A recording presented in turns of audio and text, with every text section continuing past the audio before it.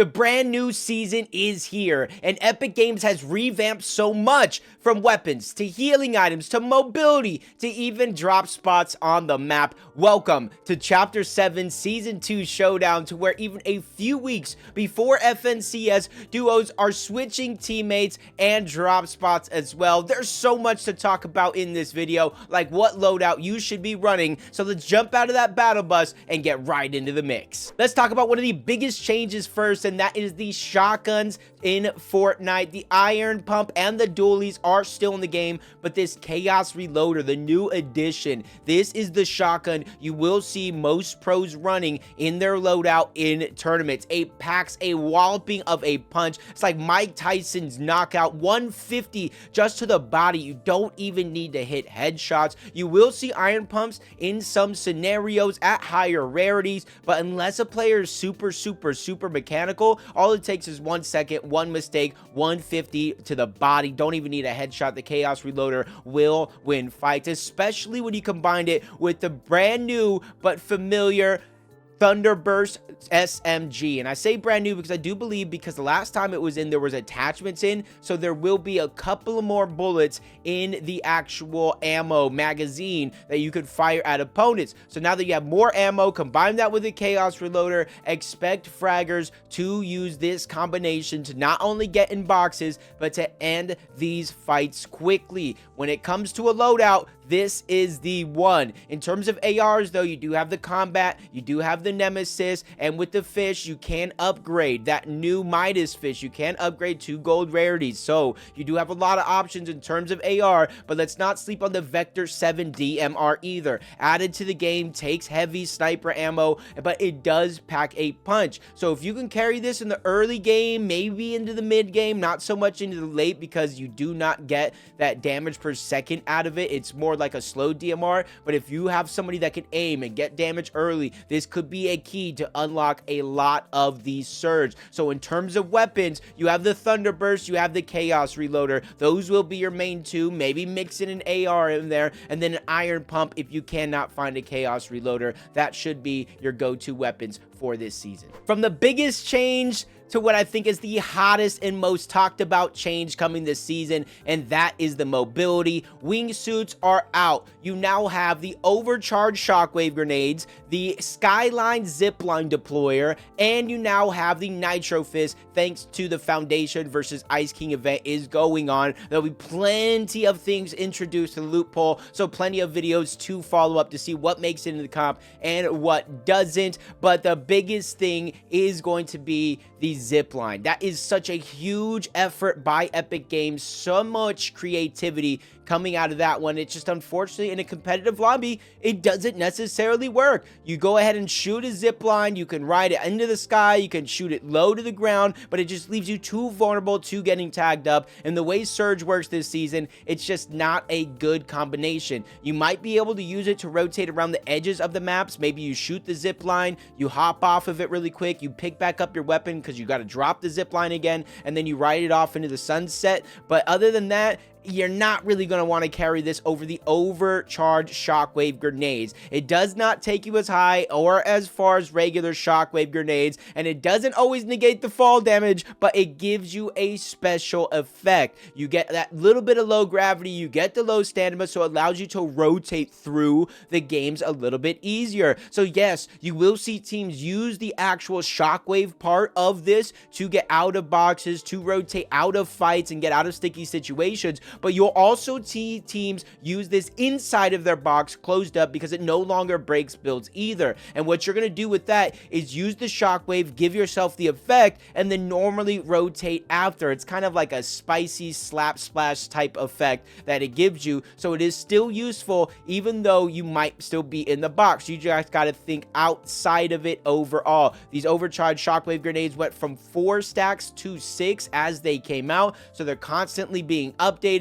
And I think it's going to be one of the more creative changes that will be added to this season so far. Again, the Foundation versus Ice King event could continue to shake things up, because it already has. These 7 gauntlets have been released, similar to the Nitro Fist, another mobility item to this season, which is interesting because you would think with the lack of mobility, teams might opt to use this. But just like the kinetic blades, just like the other nitro fists, and just like the wingsuits, when you begin to use them, there's like a little charge up effect where it leaves you vulnerable. So yes, you might grab these if there's nothing else, or if you run out of shockwave grenades, but you might not want these because they are hard to get. You only get a certain amount of uses, and it does leave you vulnerable. So the overcharged shockwave grenades is what you're going to see most of these teams running, unless they just either don't have enough, an open item slot, or something else. They might be thinking outside of the box. So that goes for mobility in this season. Excited to see how it continues to shake out, man. This season is already ramping up to be a good one.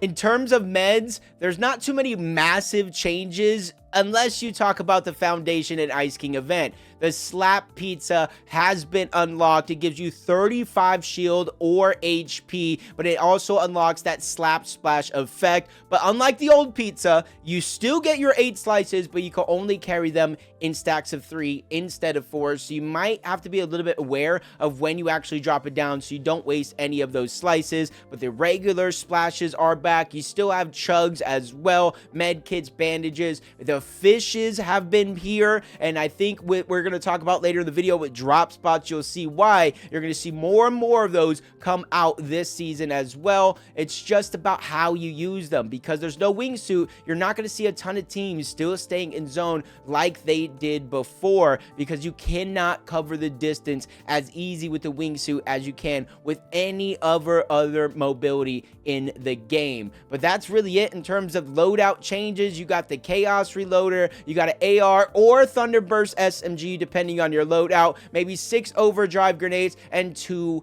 heals, maybe a pizza, maybe chug jug, bigs, minis, and chug splashes. You got plenty of options to go through this season, and I don't think you can go wrong. Now let's get to the big map changes. Although some map spots and POIs might have stayed the same, they might have had some changes, but then we also have the massive changes. Squibbly Shores. I wouldn't call it mythic POI OP, but this gotta be one of the most OP spots on the map this season. It comes with fish that just spawn on the map, fishing spots, you get all your material, good rotations to the center of zone, and this is why it's claimed by none other than Peterbot and Pollo. There's a lot of space around them, and I talked about it earlier in the video with the meds, the fishing. There's a lot of access to extra fish as well. There's harpoons added back into the season, so there's a lot of easy access to get to those fish. You even get weapons, you can even get chests, and the most important thing, and probably the most OP thing about this POI, it spawns a rift where you can easily rotate through the map. So I talked about teams not being able to stay in the zone because of the lack of the wingsuits. Well, Peterbot and Pollo could be one of those teams because of this rift. So if you're looking to claim one of the most OP spots on the map this season, be careful, because you got to go through one of the most OP teams this season. And even Peterbot himself is saying we are just one mobility item away from this being a perfect season. That says enough in itself. Next change is going to be to Wonky Land. It's not a new POI, but this has been buffed. It's almost on par with Squibbly Shores as one of the most OP POIs this season. There's more gold, the mending machines to buy Nitro Fist if you want, the overdrive, the water, the materials. There is so much now at Wonky Land that there's almost no excuse for anybody on any region landing here to have a bad game. Maybe other than the zones, depending on how it goes. But again, with the Ferris wheel, you can go further and farther. Maybe you drift on over to that rift if it continues to go south. There's a lot of options coming out of Wonky Land. Again, if you are going to be landing here, though, on any region, be very careful, because you could also get snuck. On NA, this is going to be a Clicks and Higgs drop spot. They're still claiming this one. They said they're going to one of the most OP spots this season, and well, luckily for them, it did not have to change for them. Next one, though, is Frigid Fortress. This is the one of the new POIs that kind of confuses me a little bit because it's not as stacked as the other POIs. I do see this one getting contested a lot. I do see split drops around this actual POI. So even though it is new, it reminds me very, very much of last season's Clawsies. So I do not expect a ton of OP loot to come out of this drop spot. But if you do find a way to get it uncontested, you are kind of center map. You just kind of have to go south, so no matter what zone goes your way, you can be set up. It's not necessarily my favorite though, and I would not put it at the top of the list. But now let's talk about Dark Domain. This is where Lethal Labs used to be, and I still think it is a massive POI to get uncontested if you can. Even if you don't get the underneath access, you get the mending machines, you get metal, you get brick, and you can access the mountains towards the east side. That'll be huge in terms of positioning. And then you have these little holograms that you can run through, and it gives you kind of that slap splash effect for unlimited stamina to easily maneuver through the POI very, very quickly. So even if you don't land there, that's some good knowledge to have on the map. So I do see this kind of being contested by a couple of teams still, but if you can get it uncontested, I do see these being maybe third or fourth best POI on the map, and that is saying a lot. There's still a ton to talk about in terms of maps that we'll go over throughout the course of these videos, but I don't want to continue to talk your ears off. Let me know what your favorite POI is in the comments below, and we'll continue the conversation.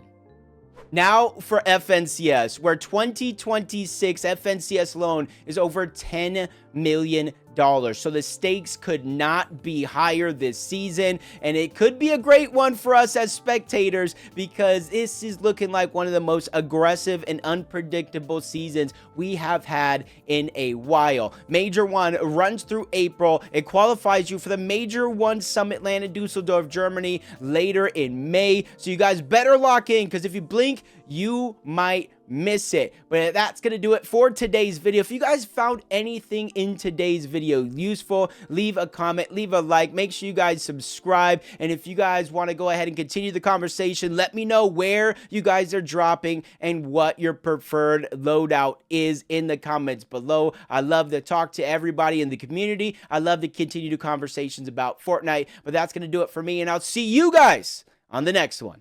Beep beep.